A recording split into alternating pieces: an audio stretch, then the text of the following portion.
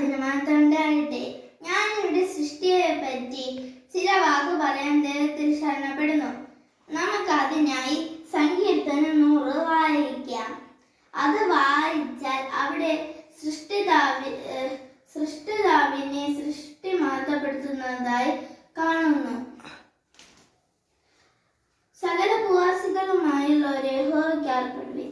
ഇതിന്റെ അർത്ഥം സകല ഭൂവാസികളും യഹോവയെ ആർപ്പെടുക, മഹത്വപ്പെടുത്തുക, ആരാധിക്കുക എന്നതാണ് ആദ്യവാക്യത്തിന്റെ അർത്ഥം.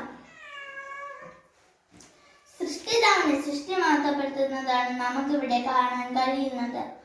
ആരാണ് സൃഷ്ടിതാവ്? എന്താണ് സൃഷ്ടി?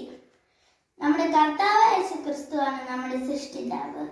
ദൈവത്തിന്റെ കൈകളുടെ പ്രവൃത്തിയായ നാം ഓരോരുത്തരുമാണ് സൃഷ്ടി. ദൈവം നമ്മെ ആരാധിപ്പാനും മഹത്വപ്പെടുത്താനുമാണ് സ്വരൂപത്തിന് സാദൃശ്യത്തിന് നമ്മെ സൃഷ്ടിച്ചത്.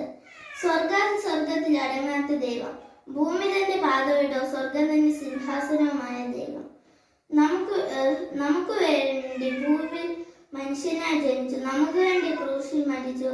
ആ ദൈവത്തോട് നമുക്ക് നന്ദിയുള്ളവരായി ജീവിക്കാൻ ഈ വചനങ്ങളിൽ ദൈവം നമ്മെ അനുഗ്രഹിക്കട്ടെ. ആമേൻ.